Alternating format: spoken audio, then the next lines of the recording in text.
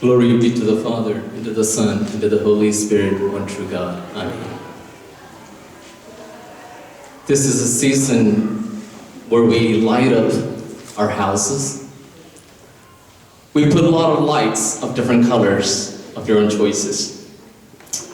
It's a season we decorate our houses and other organizations wherever you belong to. One simple question that I like to ask each one of us today is, what lights your life? നിങ്ങളുടെ ജീവിതത്തെ എന്താണ് പ്രകാശിപ്പിക്കുന്നത്? Christmas എന്നുള്ള ആ സദ്വാർത്ത വാർത്തയും അതിൻ്റെ അനുഭവങ്ങളൊക്കെയും തിരുവചനത്തിൽ നിന്ന് നമ്മൾ പഠിക്കുമ്പോൾ ഒരു ക്രൈസ്തവ വിശ്വാസി എങ്ങനെയാണ് പ്രകാശിതനായി തീരേണ്ടത് എന്നുള്ളൊരു ചെറിയ ചിന്ത 3-4 മിനിറ്റിനുള്ളിൽ പങ്കുവെക്കുവാൻ ആഗ്രഹിക്കുകയാണ്. പലപ്പോഴും നമ്മൾ സഞ്ചരിക്കുന്ന വഴികൾ ആവർത്തിച്ച് സഞ്ചരിക്കുമ്പോൾ പുതിയ പുതിയ ആലോചനകളും ചിന്തകളും ഉളവാക്കുന്നുണ്ട്. വാസ്തവത്തിൽ വിദ്വാൻമാരുടെയും ഇടയന്മാരുടെയും ഒക്കെ അനുഭവങ്ങൾ, അവർ എത്രയോ വർഷക്കാലങ്ങൾ ആടുകളെ മേയിച്ചുകൊണ്ടിരുന്ന ഇടയന്മാരാണ്. ജ്ഞാനികളിൽ ജ്ഞാനികളായ വിദ്വാൻമാര് ഇങ്ങനെയുള്ള സംഘങ്ങളോടൊക്കെയും ദൈവത്തിന്റെ ദൂത് വെളിപാടുകൾ എത്തിക്കുകയും അപ്രകാരം അവർ പ്രവർത്തിക്കുകയും ചെയ്യുന്നത് എന്തുകൊണ്ടാണെന്ന് നമുക്ക് മനസ്സിലാവും. 3 കാര്യങ്ങളാണ് ഒരു വ്യക്തിയുടെ ജീവിതത്തിൽ പ്രകാശമായി തീരുവാൻ സാധിക്കുന്നതും അതിനെ സഹായിക്കുന്നതുമായിട്ടുള്ള കാര്യങ്ങൾ. ഒന്നാമതായി നമുക്ക് കാണാൻ ചെയ്യേണ്ടതാണ്, ഞാൻ ആദ്യമേ സൂചിപ്പിച്ചുവല്ലോ, ഒരു വഴിയിൽ കൂടി, ഒരു ദിശയിൽ കൂടി ഒരു വ്യക്തി പലപ്പോഴും സഞ്ചരിക്കുന്നുണ്ട്. അത് ജോലിക്ക് പോകുന്നതായാലും പഠനകാര്യങ്ങളിൽ പോകുന്നതാണെങ്കിലും ദേവാലയത്തിലേക്ക് വരുന്നതാണെങ്കിലും ഭൗതികമായ നിലകളിൽ നമ്മൾ സഞ്ചരിക്കുന്ന വഴികൾ ആവർത്തിച്ച് സഞ്ചരിക്കുമ്പോഴും അത് രാത്രിയും പകലും എന്നുള്ള വ്യത്യാസം പോലെ പുതിയ പുതിയ ചിന്തകളെ നമ്മളിലേക്ക് കടന്നു വരാറുണ്ട്. We see in a different angle even though we take the same route each and every day. And there is a means to that. First, there are 3 ways that we can shed light to our own path. One is this, that we have to bring our own source of light. യൗസേപ്പ് എന്ന് പറയുന്ന വലിയ പുരുഷൻ, അദ്ദേഹത്തിന്റെ ജീവിതം നമ്മൾ തിരിച്ചറിയുമ്പോഴും നമ്മളൊന്ന് പരിശോധിക്കുമ്പോഴും വാക്കുകളൊന്നും സംസാരിക്കാത്ത, തിരുവചനത്തിന്റെ താളുകളിൽ അധികമൊന്നും കാണാത്ത ഒരു വ്യക്തിത്വമാണ് ഈ യൗസേപ്പ് എന്ന് പറയുന്നത്. പക്ഷേ ദൈവത്തിന്റെ ദൂതൻ ഈ യൗസേപ്പിന് പ്രത്യക്ഷപ്പെട്ടപ്പോൾ യൗസേപ്പ് എടുക്കുന്നതായ തീരുമാനങ്ങൾ ഒരു വലിയൊരു ധൈര്യം എടുക്കുന്നുണ്ട്. He was very determined. He depended on the grace of God Almighty as the angel appeared to Joseph. We know the story. But in the midst of his anxiety, in the midst of his difficult situation, there was some source of light that he shed upon himself to take Mary and to protect the baby who is Emmanuel, who is the King of Kings, the Prince of Peace, as Isaiah prophesied years and years before. That if we're going to head down a path of darkness, you know to take a flashlight. ഇല്ലേ, നമ്മള് നാട്ടിൻ പുറത്തൊക്കെ ഇവിടെ അതിന്റെ flash ലൈറ്റിന്റെ ആവശ്യം അധികമില്ല, കറണ്ടൊന്നും പോകില്ല. നാട്ടിലാണല്ലോ current കട്ടും ഒക്കെ ഉള്ളായിരുന്ന സമയവും അർദ്ധരാത്രിയിലൊക്കെയും സഞ്ചരിക്കേണ്ടതായ സമയത്ത് എന്താണ് ചെയ്തത്? നമ്മളൊക്കെ നിങ്ങളൊക്കെ നാട്ടിൽ ജീവിച്ചിട്ടുള്ളവരില്ലേ, രാത്രി സഞ്ചരിക്കുമ്പോൾ ഒരു ടോർച്ച് കയ്യിൽ കരുതാറുണ്ട് ഇല്ലേ? അല്ലെങ്കിൽ പന്തം പിടിച്ചുകൊണ്ട് പോകുന്നുണ്ട്. അത് നിങ്ങൾക്കറിയാം, എന്നെ നോക്കിയ ഒരാള്. ശരിയാ, പണ്ട് കാലത്തൊക്കെ അതായിരുന്നു, പിന്നീട് ടോർച്ചൊക്കെ വന്നത്. എങ്കിലും ഈ ഫ്ലാഷ് ലൈറ്റ് അന്ധകാരത്തെ പ്രകാശിപ്പിക്കുവാനായിട്ടുള്ള ഒരു മാർഗമായിട്ടാണ് കണ്ടത്.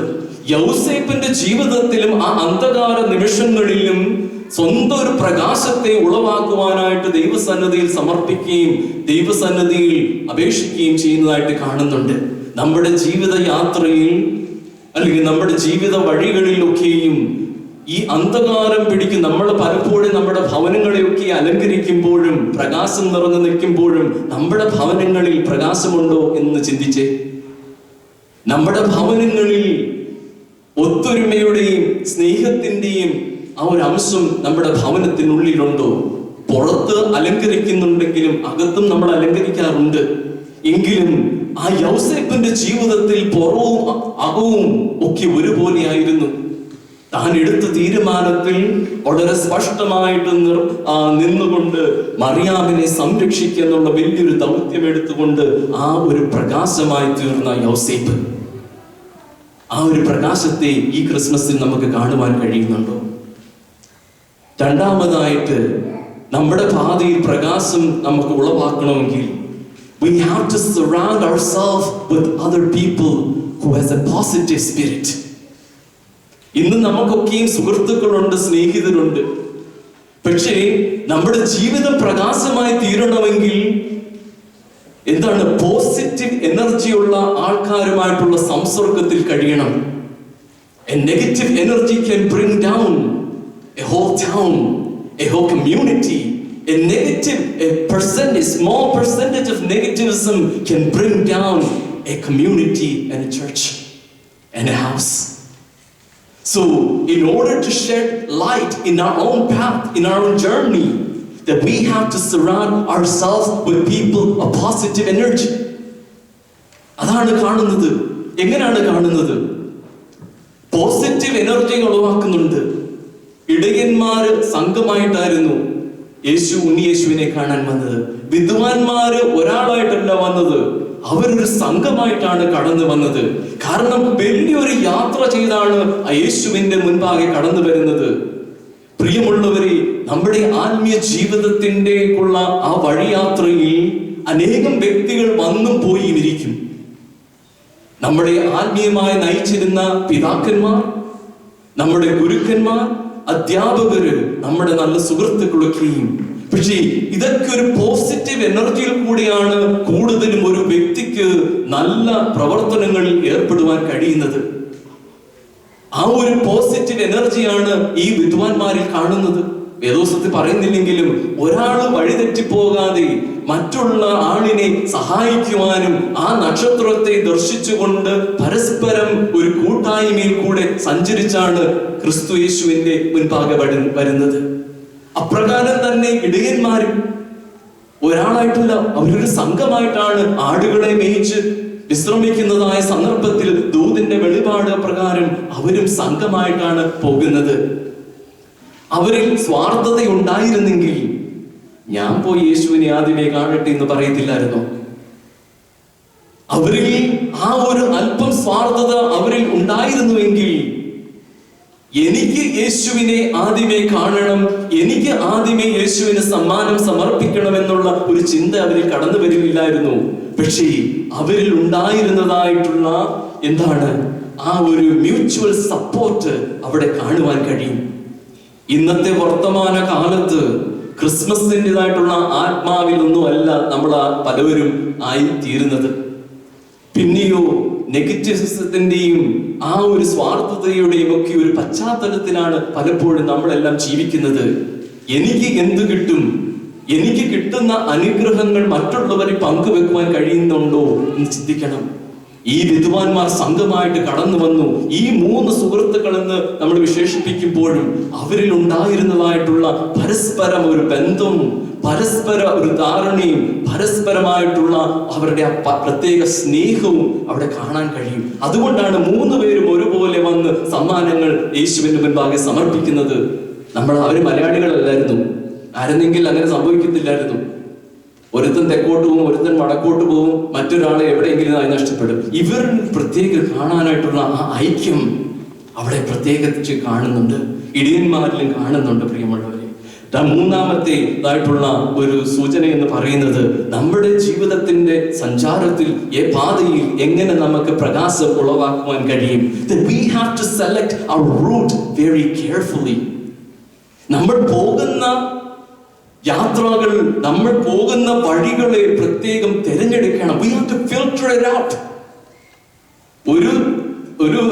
നമുക്കൊരു ഡെസ്റ്റിനേഷൻ ഉണ്ടെങ്കിൽ, ഇപ്പോൾ ഗാർലൻഡിൽ നിന്ന് കരോളത്തിന് വരാമെന്ന് നമുക്കറിയാം. അത് പല വഴിയിൽ കൂടെ വരാം. ജോർജ് ബുഷ് എടുത്ത് വരാം, 635 എടുത്ത് വരാം, 30 എടുത്തിട്ട് ഇങ്ങനെ 35 എടുത്ത് വരാം, ഇതൊക്കെ വരാം. ഒരുപക്ഷെ നമ്മുടെ ന്യൂസ് കാണും, ഈ ഭാഗത്ത് ട്രാഫിക് ഉണ്ട്, ഈ പ്രാവശ്യം ആക്സിഡന്റ് ഉണ്ടെങ്കിൽ അത് ഒഴിവാക്കും. സ്വല്പം റോഡിൽ പൈസ കൊടുത്താലും വേഗത്തിൽ എത്താമെന്നും പറഞ്ഞുള്ള ആ രീതിയിൽ നമ്മൾ സഞ്ചരിക്കും.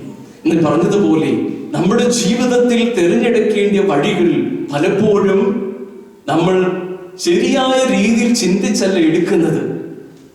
യേശുവിന്റെ മുൻപാകെ കടന്നു വരുവാൻ ആഗ്രഹിക്കുന്ന ഓരോ വ്യക്തികൾക്കും അന്ധകാരത്തിന്റെ വഴിയിൽ കൂടെ സഞ്ചരിച്ചാൽ മാത്രമേ പറ്റുകയുള്ളൂ. വിദ്വാൻമാര് നക്ഷത്രം കണ്ടെങ്കിലും അതിനെ ദർശിച്ചുകൊണ്ട് അവരെ വഴികാട്ടിയായി നടത്തിയെങ്കിലും ആട്ടിടയന്മാരും യൗസേപ്പൊക്കെയും എത്ര ബന്ധപ്പെട്ടാണ്, എത്ര പ്രയാസപ്പെട്ടാണ് യേശുവിന്റെ മുൻപാകെ വരുന്നത്. കാരണം അവർക്കുണ്ടായ ദൈവികമായ വെളിപാടിനെ തിരിച്ചറിയുവാനും ഉൾക്കൊള്ളുവാനുമുള്ള ഒരു സന്മനസ് അവരിലുണ്ടായി.